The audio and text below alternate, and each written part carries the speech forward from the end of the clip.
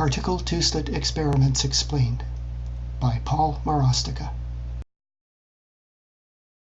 There are other matter theory sales promotion videos numbered in this series. My name is Paul Marostica. I have invented the unifying fundamental physics theory, matter theory. Matter theory can replace all 6 professional fundamental physics theories: ether, classical, relativity, quantum, the Standard Model, and string. I am offering matter theory to one funder and first user in an historic, temporary, exclusive first sale, satisfaction guaranteed. Later, I will publish it for sale worldwide. You will not learn matter theory from my videos, but you will learn about many of its important implications. Many versions of quantum mechanics offer illogical explanations of what we observe. Most of quantum mechanics' illogical explanations of the results of particle two-slit experiments assume any particle is a point object having various uncertainties, and a particle can pass through only one slit to become a random part of a probability interference pattern, with the probability interference pattern being determined by what is being observed. I think all of those assumptions are incorrect. In this video's theory experiment, I instead offer simple, physically logical field theory explanations of the results of particle two-slit experiments.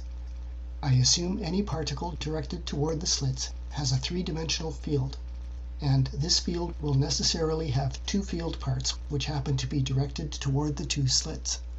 Depending on how various slit blocks and monitors used affect these field parts, one or both of these field parts might pass through to determine a field interference pattern.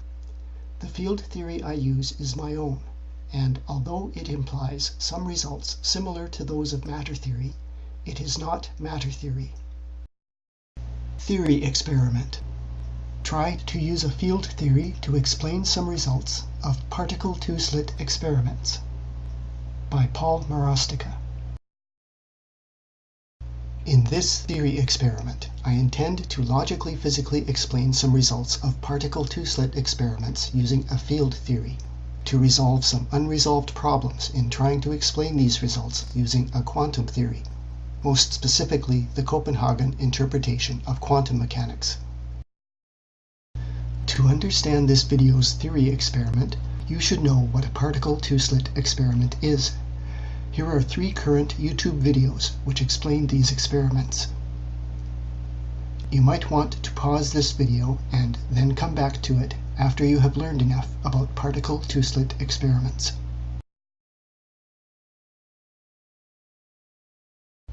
In a typical particle two-slit experiment, a particle emitter emits only one type of particle, for example, only photons or only electrons, all having approximately the same wavelength. In these experiments, the emissions occur at random times and in random directions. Some of these emitted particles' directions are approximately toward a plate which is perpendicular to the direction from the emitter to the center of the plate. The plate has 2 openings in it in the shape of slits through which something might pass. A screen beyond the plate and parallel to it can display what passes through to any point on it as a brightness.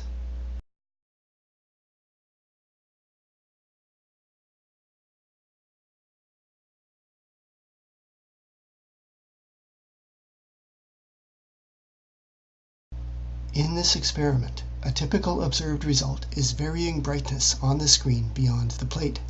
If the particle emission rate is small enough, the varying brightness on the screen can be in the form of bright spots which tend to cluster more in some places than in others.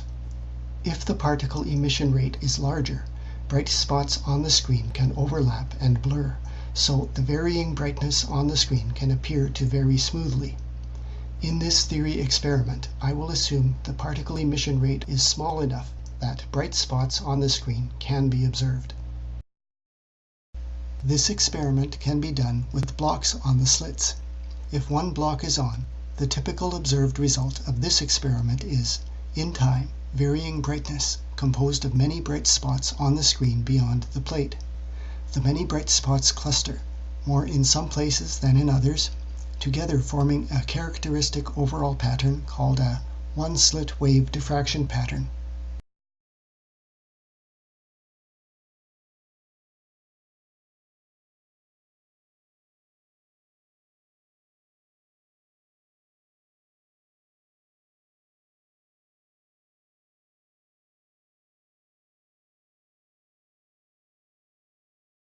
The particle two-slit experiment is done with no blocks on. With no blocks on, the typical observed result of this experiment is, in time, varying brightness, composed of many bright spots on the screen beyond the plate. The many bright spots cluster, more in some places than in others, together forming a characteristic overall pattern called a two-slit wave interference pattern. This pattern is a centered version of the one-slit wave diffraction pattern of either slit, composed of separated clusters of bright spots.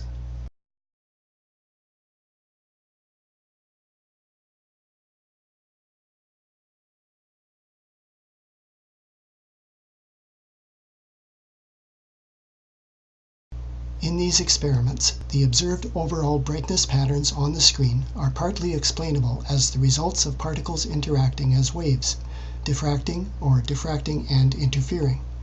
The observed overall brightness pattern depends on a number of quantities, including the particle's wavelength, the number of unblocked slits, the slit width and height, the distance between the slits, and the distances from the slits to the screen.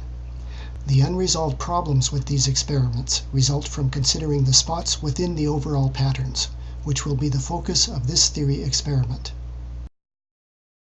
The emitter's particle emission rate can be varied, so an observer can observe the spots appearing on the screen one at a time.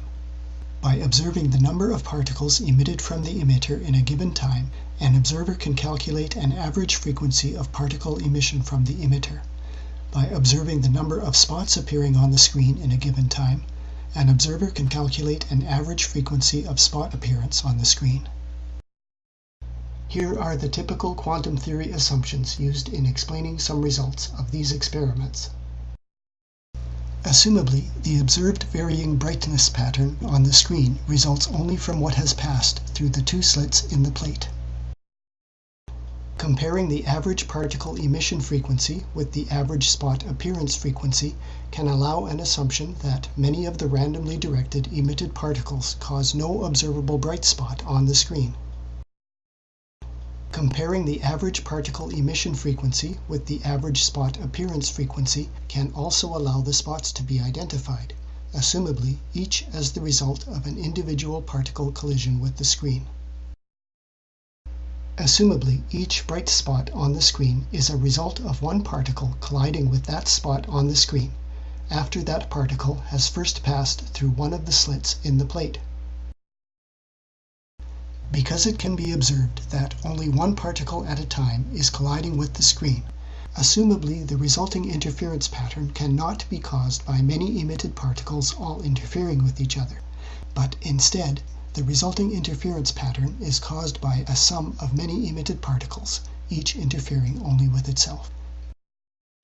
Observably, one at a time, some of the randomly directed emitted particles add bright spots, assumably at random places on the screen, but overall in the probability distribution of a two-slit wave interference pattern.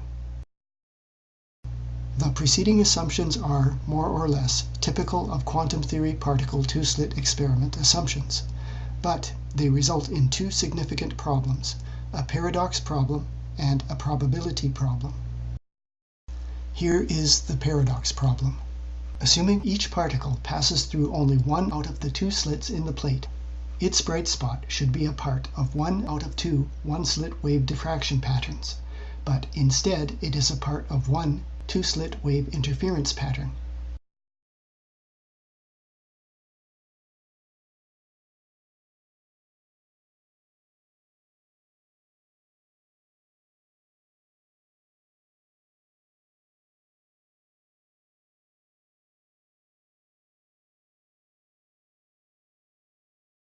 And here is the probability problem.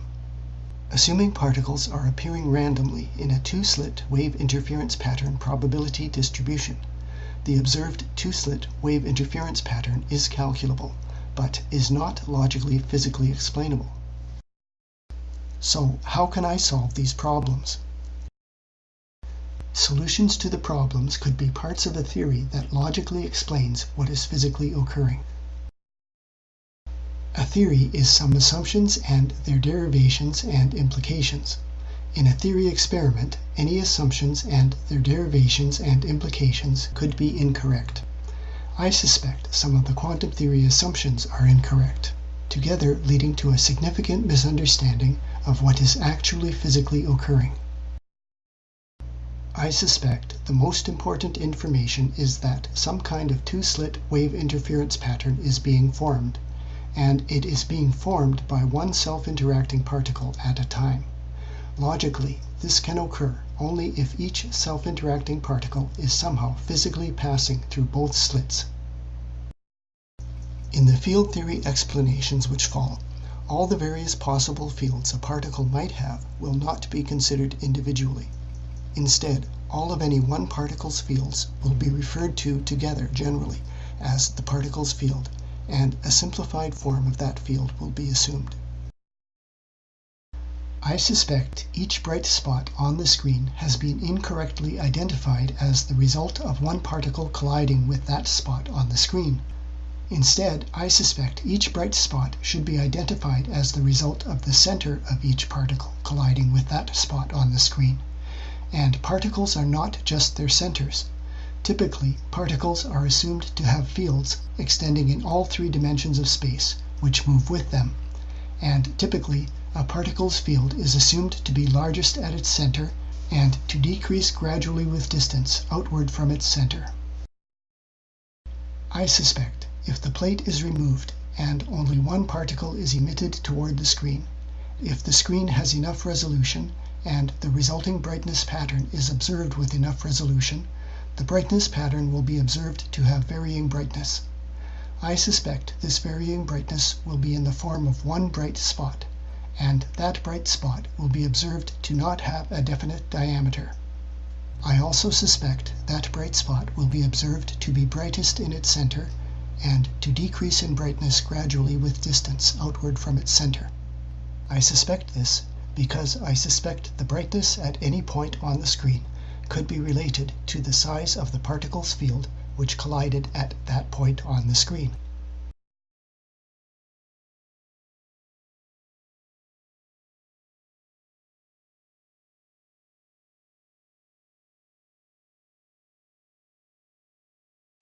I suspect if the plate is then replaced and only one particle is emitted toward the screen, if the screen has enough resolution and the resulting brightness pattern is observed with enough resolution, the brightness pattern will be observed to have varying brightness. I suspect this varying brightness will vary with 1. The particle's original three-dimensional field, largest in its center and decreasing gradually outward from its center. 2. The particle's two field parts which happen to be directed toward and pass through the two slits, each diffracting as it passes. 3. The interfering of the particle's two diffracting field parts which collide with the screen while interfering, resulting in a one-particle two-slit wave interference pattern on the screen.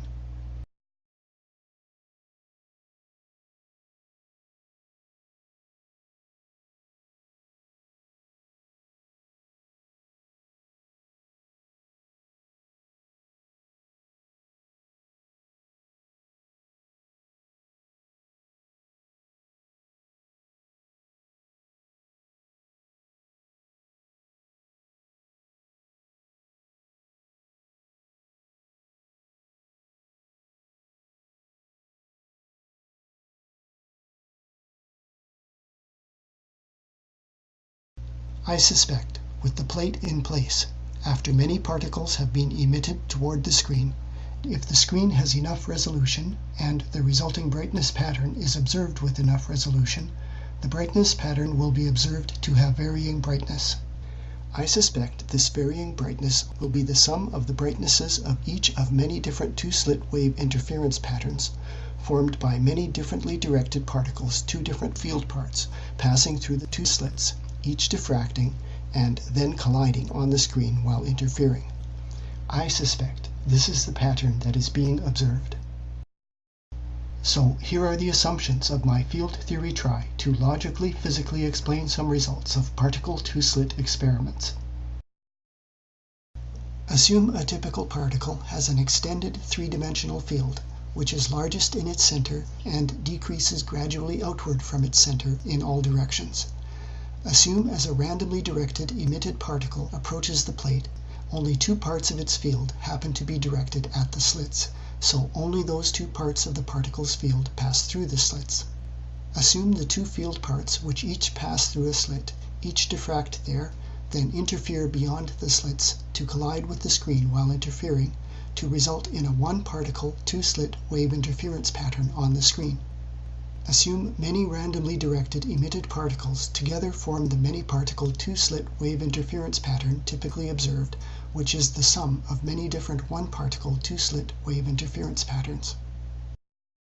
This field theory understanding of the results of particle two-slit experiments is different from the quantum theory understanding of the results of particle two-slit experiments.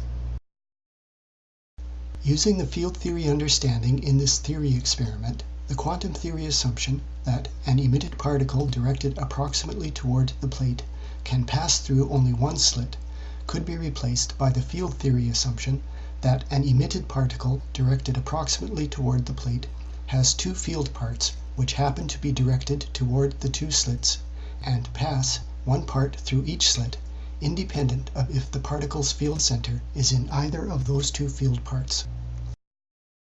Using the field theory understanding in this theory experiment, the quantum theory assumption that a bright spot on the screen marks a particle's collision with the screen could be replaced by the field theory assumption that a bright spot on the screen marks a particle's field center's collision with the screen. In some particle two-slit experiments, the slits can be monitored to determine what passes through.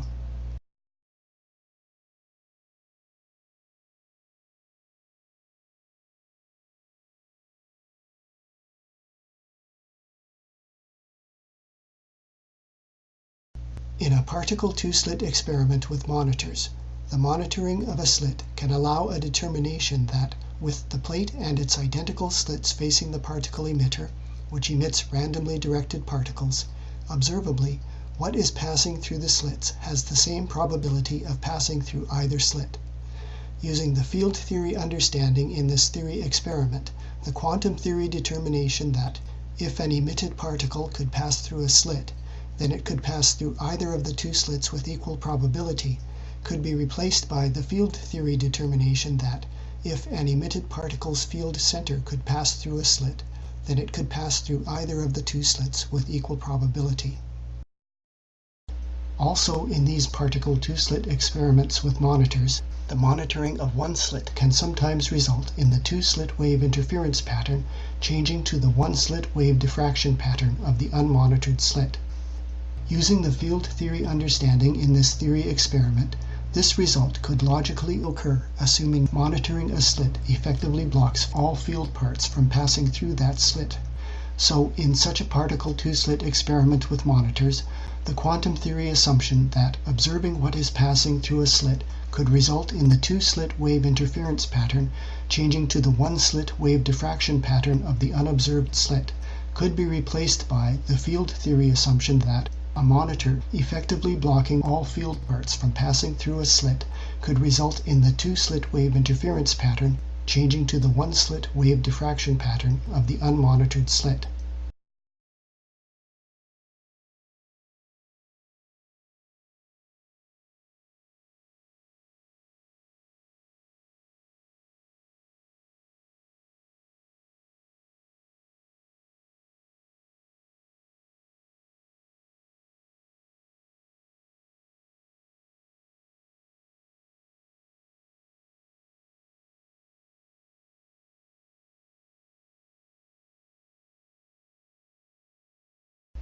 Using the field theory understanding in this theory experiment, in particle two-slit experiments with monitors, in which the monitoring of either slit results in the one-slit wave diffraction pattern of the unmonitored slit, the monitoring of a slit could be effectively blocking all field parts from passing through that slit. Therefore, I suspect in such experiments that the monitoring of both slits simultaneously could effectively block all field parts from passing through both slits, which could result in no bright spots appearing on the screen. Observation of this suspected result in reality experiments could help confirm that in these slit monitoring experiments, monitoring a slit effectively blocks that slit.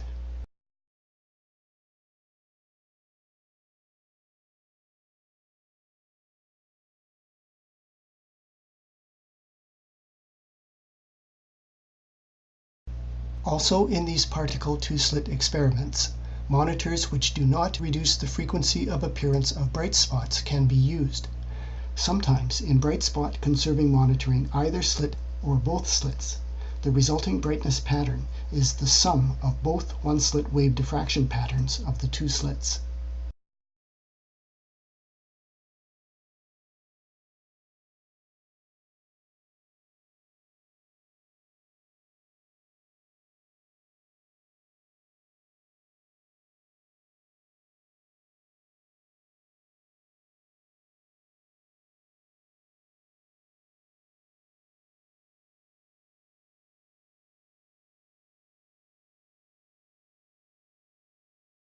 Using the field theory understanding in this theory experiment, in particle two-slit experiments with bright spot conserving monitors, in which either or both slits have a bright spot conserving monitor on, the observed sum of both one-slit wave diffraction patterns result could logically occur, assuming bright spot conserving monitoring any one slit effectively blocks all of any particle's field parts, except its maximum size field center in its surrounding large size field part, from passing through both slits.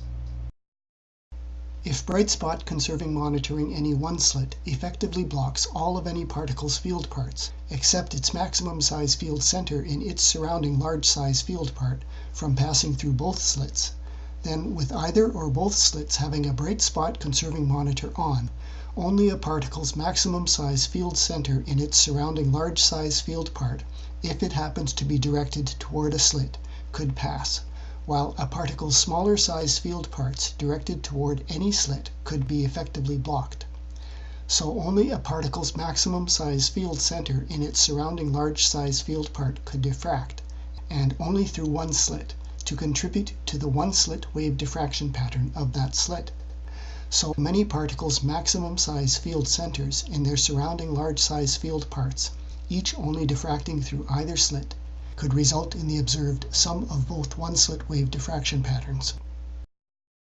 Using the field theory understanding in this theory experiment, in such a particle two-slit experiment with bright spot conserving monitors, the quantum theory assumption that observing what is passing through one or both slits could result in the two-slit wave interference pattern changing to the sum of both one-slit wave diffraction patterns could be replaced by the field theory assumption that one or both bright spot conserving monitors, each effectively blocking all particles' small size field parts from passing through both slits, could result in the two-slit wave interference pattern changing to the sum of both one-slit wave diffraction patterns.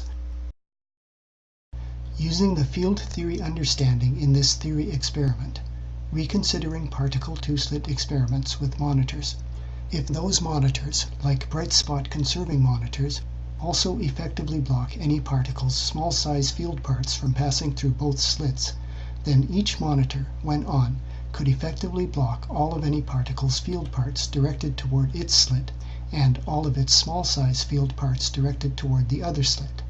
This could result in the same overall bright spot patterns previously determined for particle two-slit experiments with monitors.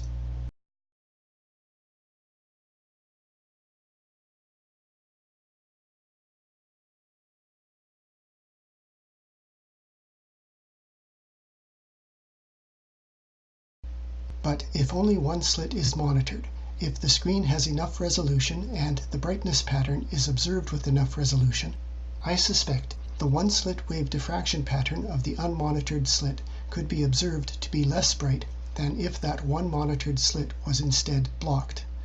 This could occur because the monitor could effectively block all particles' small size field parts from diffracting through the unmonitored slit, while the block would not block any particle's small-size field parts from diffracting through the unblocked slit. In particle two-slit reality experiments in which one slit is first monitored, then blocked, observation of this reduced brightness result in the monitored one-slit wave diffraction pattern compared with the blocked one-slit wave diffraction pattern could help confirm that such a monitor effectively blocks all of any particle's field parts directed toward its slit and all of any particle's small-size field parts directed toward the other slit.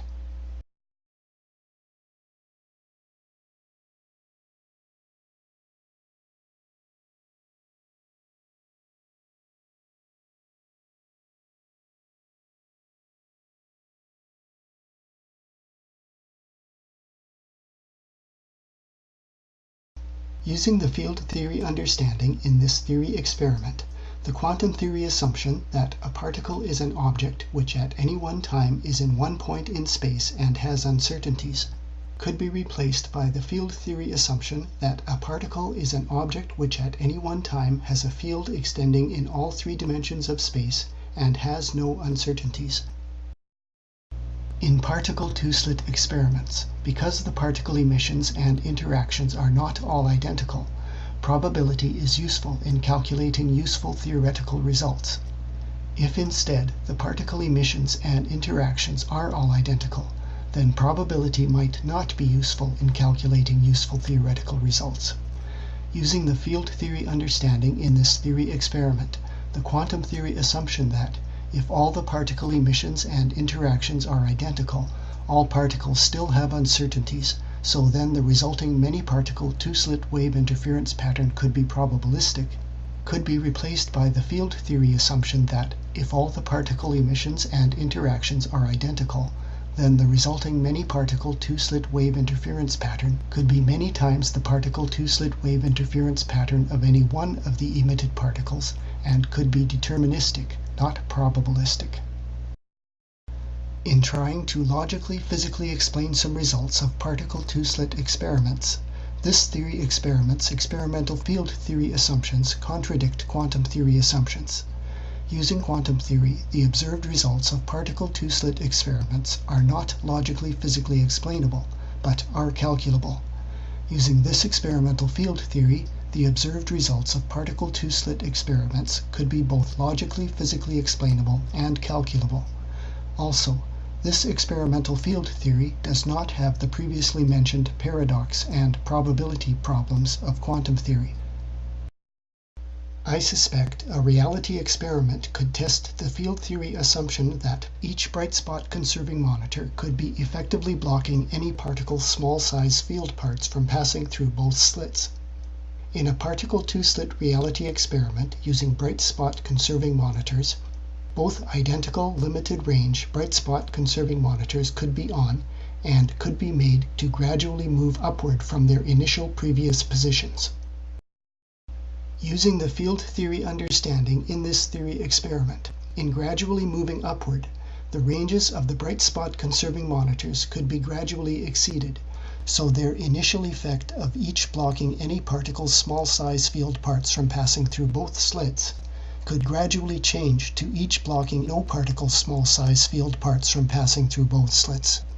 So the resulting brightness pattern on the screen could gradually change from an initial sum of the one-slit wave diffraction patterns of both slits to a final two-slit wave interference pattern of both slits. Similar results could occur if, instead of both bright spot conserving monitors being used, either bright spot conserving monitor is used.